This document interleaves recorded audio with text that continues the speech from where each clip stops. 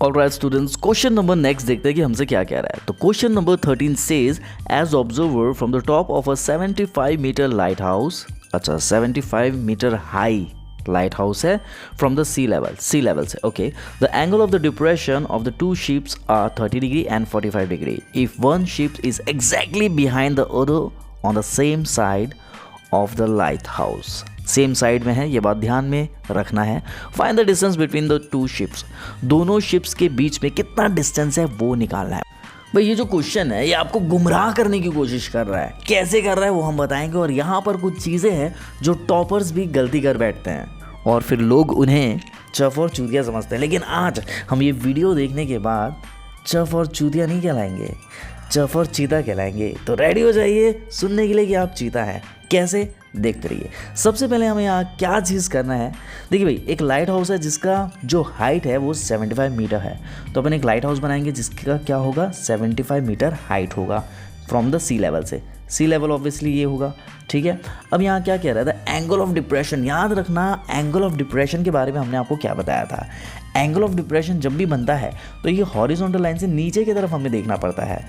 तो जो एंगल बनता है उसको हम कहते हैं एंगल ऑफ डिप्रेशन। ये हमने आपको इंट्रोडक्शन क्लास में बताया था, ठीक है। तो यहाँ क्या हो रहा है, दो शिप्स है 30 डिग्री पे और 45 डिग्री पे। बच्चे यही तो गलती कर बैठते हैं, ये 30 डिग्री और ये 45 डिग्री कहाँ कहाँ बनेगा ये समझ नहीं पाते हैं। तो हम आपको एक बहुत अच्छी ट्रिक बताने वाले हैं, ठीक है। One ship is exactly behind the other okay on the same side. एक ही साइड में दो शिप है। जैसे मान के चलते यहाँ पर एक शिप है,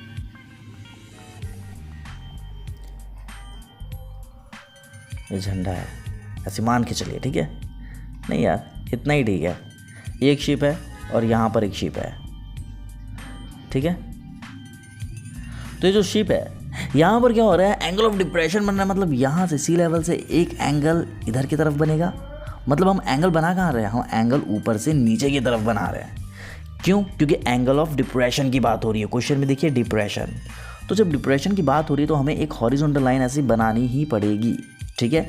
अब कंफ्यूजन क्या होता है, जिससे बच्चे चफ और चूतिया कहलाते हैं और वो भी टॉपर बच्चे ऐसा कहलाते हैं। दिक्कत कहाँ आती है पता है, यहाँ पे 45 डिग्री आएगा, यहाँ 30 डिग्री आएगा, या फिर यहाँ पर 45 डिग्री आएगा और यहाँ पे 30 डिग्री आएगा।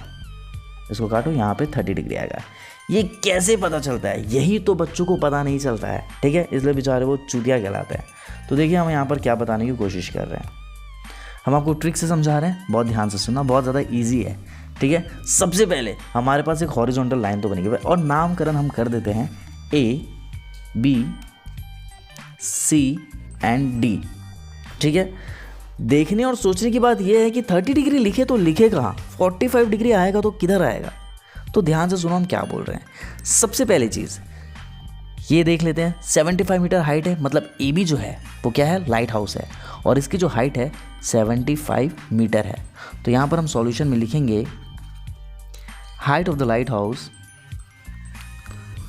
Height of the light house कितना है, ये 75 मीटर है, ठीक है। अब देखो भाई एक लॉजिक लगाओ, ये हमारी हॉरिजॉन्टल लाइन है, जो भी एंगल हम मेजर करेंगे यहाँ से करेंगे, इस लाइन से मेजर करेंगे, ठीक है। एक लॉजिक लगाते हैं पहले, ये एंगल कितना होगा, ऑब्वियसली ये 90 डिग्री होगा। एक बात हम कह रहे हैं, ठीक है, ये 90 डिग्री होगा। जैसे जैसे हम एंगल छोटे करते जाएंगे वैसे वैसे हमारी जो गैप है, जो हम एंगल को ऐसे लिखते हैं, ये हमारा छोटा होते जाएगा। कभी ऐसा होगा, कभी ऐसा होगा, कभी ऐसा होगा। तो इससे हम ये पहचानेंगे कि एंगल छोटा होगा कि बड़ा होगा। कैसे, देखो अगर हमें इसी लाइन से मेजर करना है एंगल, तो अगर भैया हम इधर ला लिए तो आप ही बताइए ये एंगल का नाम पहला है और ये एंगल का नाम दूसरा है। आप ही बताइए एंगल 1 बड़ा होगा कि एंगल 2 बड़ा होगा। ऑब्वियसली एंगल 1 बड़ा होगा, क्योंकि एंगल 1 क्या हो रहा है, यहाँ पर 90 डिग्री हो रहा है। ऑब्वियसली ये और ये 90 डिग्री से छोटा है, ये वाली लाइन 90 डिग्री से छोटी है, इसलिए एंगल देखिए छोटा बना। बात समझ में आ रही है क्या कह रहा है, फिर से ध्यान से सुनिए। ये एंगल यहीं तक बना और ये एंगल यहाँ से पार होकर यहाँ तक बना, तो बड़ा एंगल ये रहेगा। मतलब बड़ा एंगल मतलब बड़ा डिग्री। समझ में आ रही है कौन सा फुद्दू सा हम यहाँ पर आपको ट्रिक बताने की कोशिश कर रहे हैं, वही हम यहाँ पर करेंगे। एक और देख लेते हैं, ये 90 डिग्री है, यहाँ करेंगे तो ये छोटा एंगल बनेगा, यहाँ जाएंगे तो ये और छोटा एंगल बनेगा, यहाँ जाएंगे तो ये और छोटा एंगल बनेगा। बात समझ में आ रही है क्या बोल रहे हैं? मतलब जो नंबर्स है हो सकते हैं 90 डिग्री बनेगा, हो सकता है ये आपका बना 65 डिग्री, एक एग्जाम्पल के तौर पे हम आपको समझा रहे हैं। और ये उससे भी छोटा बनेगा, मान लीजिए 45 डिग्री बनेगा, और ये और छोटा बनेगा, मान लीजिए 20 डिग्री बनेगा। मतलब छोटा एंगल छोटा नंबर, छोटा एंगल थोड़ा छोटा नंबर। मतलब समझ में आ रही है? 20 छोटा 45 बड़ा, तो एंगल भी तो देखिए बढ़ रहे हैं। जैसे जैसे ये एंगल की लेंथ बढ़ेगी वैसे वैसे ये एंगल्स बढ़ेंगे। आई होप आपको चीज़ समझ में आ गई होगी। अगर नहीं आई है तो भैया फिर से आप वीडियो को रिपीट करके देख सकते हैं, लेकिन अब आ जाएगी। यहाँ देखिए, हम बस ये बताने की कोशिश कर रहे हैं भैया ये 30 डिग्री बनेगा या 45 डिग्री बनेगा। और देखिए इन दोनों में बड़ा एंगल कौन सा बन रहा है? बड़ा एंगल मतलब बड़ा नंबर। सर बड़ा एंगल मतलब ये देखिए, ये यहाँ से शुरू कर रहे हैं यहाँ तक, ये एंगल बड़ा दिख रहा है कि ये बड़ा दिख रहा है? ऑब्वियसली ये बड़ा दिख रहा है, और ये बड़ा दिख रहा है तो यहाँ बड़ा नंबर लिख देंगे। ये होगा आपका 45 डिग्री और ये होगा आपका 30 डिग्री। आपको समझ में आ रहा है? क्योंकि क्वेश्चन में कहीं मेंशन ठीक से नहीं किया गया है कि कौन सा 30 है कौन सा 45 डिग्री है, इसलिए अच्छे अच्छे टॉपर्स चफ और चूतिया कहलाते हैं। बट ये वीडियो देखने के बाद आपको पता हम चफ और क्या कहलाएंगे। सही समझा आपने? ये बात समझ में आ गया? अब इसको हम ट्रांसफ़र करेंगे। कैसे ट्रांसफ़र करेंगे? देखिए क्वेश्चन में एंगल ऑफ डिप्रेशन दिया है, हम एंगल ऑफ डिप्रेशन को हम कन्वर्ट करेंगे एंगल ऑफ एलिवेशन के तरफ। कैसे?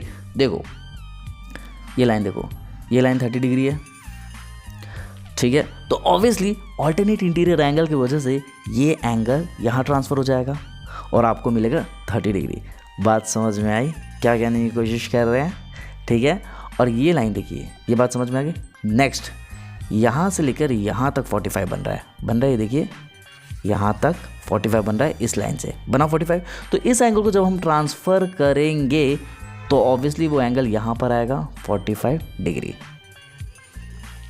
समझ में आया कॉन्सेप्ट? ठीक है। अगर नहीं आया तो कमेंट सेक्शन में कमेंट कर देंगे। हमारे पास और भी बहुत सारे ट्रिक्स है जिससे आपको ये क्वेश्चन में कभी डाउट नहीं आएंगे। ठीक है, इतना समझ में आ गया। अब आगे करते हैं काम। देखिए हम सबसे पहले यहाँ क्या लेंगे? इन ट्राइंगल ABC लेंगे, ABC। देखो भाई यहाँ दो ही ट्राइंगल बन रहे हैं हमारे पास, एक बन रहा है ABC, दूसरा बन रहा है ABD। दो ट्राइंगल बन रहे हैं तो पहले हम ABC लेकर सॉल्व करेंगे। यहाँ पर भी लगेगा tan, क्यों वो भी हम आपको बताएंगे। tan थीटा क्या होता है? Perpendicular by base. परपेंडिकुलर कितना है? AB है। अब समझ में आया क्यों हम परपेंडिकुलर बाय बेस लिख रहे हैं, क्यों tan लगा, क्यों साइन कॉस कोसेक सेक ये सब नहीं लगे। tan इसलिए लगा क्योंकि हमारे पास क्या है? हमारे पास परपेंडिकुलर है और हमें बेस निकालना है। क्यों बेस निकालना है? क्योंकि एक शिप D पॉइंट में है और एक शिप C पॉइंट में, तो दोनों के बीच का डिस्टेंस हमें निकालना है। बात समझ में आ गई? अब देखिए थीटा यहाँ पर कितना दिया है? 45 डिग्री दिया है, तो लिखेंगे tan 45 degree equals to perpendicular AB था, बेस कितना है? BC है। ठीक है, BC की जगह आप अपने वैसे का भी नाम लिख सकते हैं। ठीक है, मजाक था भाई, मजाक। यहाँ पर देखिए AB कितना है? 75 है, अपॉन BC कितना है? BC ही तो निकालना है, तो BC।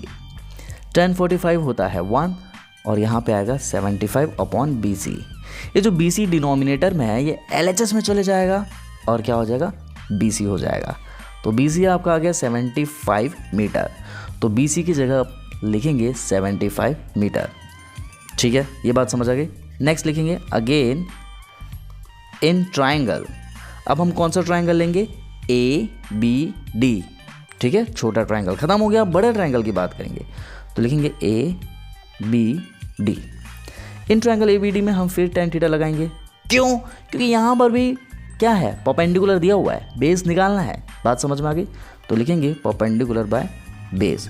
परपेंडिकुलर कितना है? ऑब्वियसली AB होगा। बेस कितना है? बेस यहाँ पर देखिए भाई ABD ये ट्राइंगल है तो बेस पूरा BD होगा, तो यहाँ पर लिखेंगे BD। यहाँ तक चीज़ें क्लियर है? आगे देखो थीटा की वैल्यू कितनी है? थीटा की वैल्यू है 30 डिग्री, तो क्या लिखेंगे? tan 30 degree equals to AB की वैल्यू है 75 और BD। भाई BD को हम क्या लिख सकते हैं? देखिए BD को हम क्या लिख सकते हैं? BD को हम लिख सकते हैं BC प्लस CD। ठीक है, BC प्लस CD। ठीक है। 1030 कितना होता है? 1030 होता है 1/√3 इक्वल टू 75 अपॉन BC कितना है? BC खुद 75 है, प्लस CD कितना है वही तो नहीं पता, वो तो हमें फाइंड करना है। ठीक है, अब इसको हम करेंगे क्रॉस मल्टीप्लिकेशन। तो जब हम इसे क्रॉस मल्टीप्लिकेशन करेंगे तो आ जाएगा 75 प्लस CD इक्वल्स टू ये √3 RHS में जाके मल्टीप्लाई हो जाएगा, तो आएगा 75√3। यहाँ तक चीज़ें क्लियर है। अब जो जो सेम है उसको आसपास लेकर आओ, मतलब यहाँ पर हम क्या लिख रहे हैं? CD equals to 75√3। सर ये 75 कहाँ गया?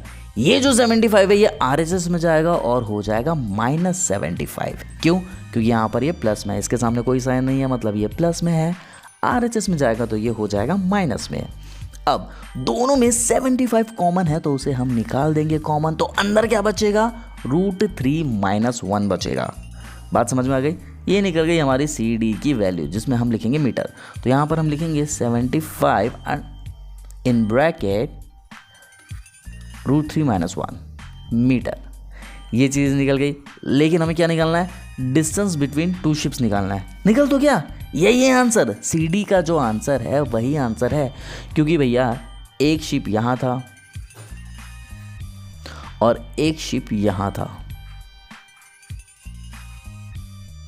ठीक है, ये दोनों शिप के बीच का जो डिस्टेंस है वो निकल गया। तो यहां पर हम लिख के दिखाएंगे डिस्टेंस बिटवीन